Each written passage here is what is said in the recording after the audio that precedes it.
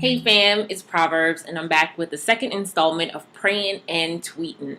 And in this week's course, Theological Grounding and Development of the Virtual Church, we are reading Tweet If You Heart Jesus, Practicing Church in the Digital Reformation by Elizabeth Drescher. This has been a great read that I think is good for folks who are looking to plug into new media for their ministry, folks who are already engaged but want to deepen that engagement, and maybe even for others who are kind of full throttle and have a good feel for it, but want to offer practical tips and tools to others who are just coming onto the team or just getting their feet wet. So it's been really, really great. And she's been asking some really important questions, some that I would like to share with you on pages 91 and 92. She really talks about how we're in a digital reformation, some might say a digital revolution, where how we communicate has totally changed. And this is just this is just another layer of a technological advancement that we've seen throughout history, going back to like the printing press. So we're in the middle of it, in case you missed it: Facebook, YouTube, Twitter, Blogger, Tumblr, Pinterest, Instagram, like everything allows us to share our lives digitally. So for ministry's sake, what format do you already engage? Again, Facebook, YouTube, Twitter, whichever media you use. How could you deepen that participation? Who might you and your community more actively engage in the digital reformation? As you search through Facebook, Twitter, and YouTube for keywords that are meaningful in your denomination or area of ministry, always make sure it's specific to you and your ministry's needs.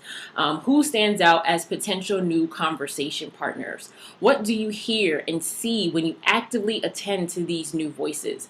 What might you share as you more actively connect and engage with them?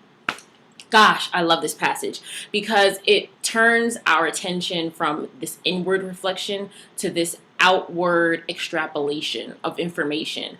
We put in keywords that might interest us, but then slowly but surely, as you click through pictures or click through likes or see what sorts of articles and musings that people are posting, you get to know them. So it becomes not what is this rhema word that God has for me for the people, because revelation in God's spirit and guidance is important.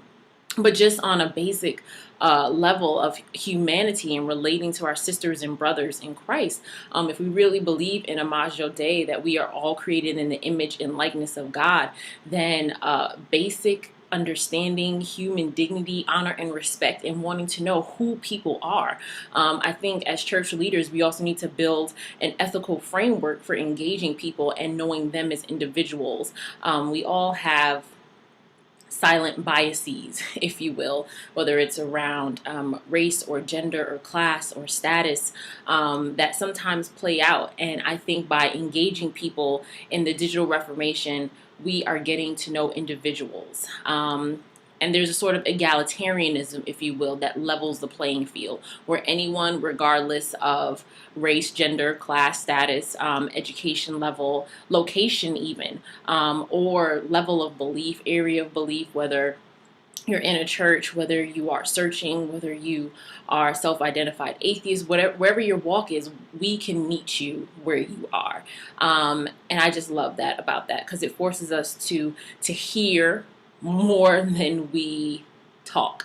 Matthew Warner, the creator of Flocknote, which is a fabulous platform. You can send out notifications and updates and even gather your congregation's contact information all on their time and on their schedule. And it eliminates paper, eliminates lost correspondence. Like, it really just is fabulous. Perhaps, Mr. Warner, you should cut me a check for this plug. No, it really allows folks to personalize their notification options. So if someone is more into email or texting or Facebook or Twitter, the notifications will go to whatever inbox they prefer. So that's all about hearing the needs of the congregation, right? I'm not going to call you if you don't like to be called. I'm not going to text you if you don't like to be sent a text message. So it's really just all about being in tune with those that you serve and hearing what it is that they are. Who are they? What do they like? What do they listen to? What moves them? So I think these are great questions. You let me know if you think these are great questions, or if there are other questions that you would add to the mix. Again, tweet If You Heart Jesus, Practicing Church in the Digital Reformation by Elizabeth Drescher. It's a great read, so pick it up or download it if you've got an e-reader. And let's keep the dialogue going. Digital Reformation in the church. The two need to get married. As always, friends, remember to keep praying and keep tweeting. Peace.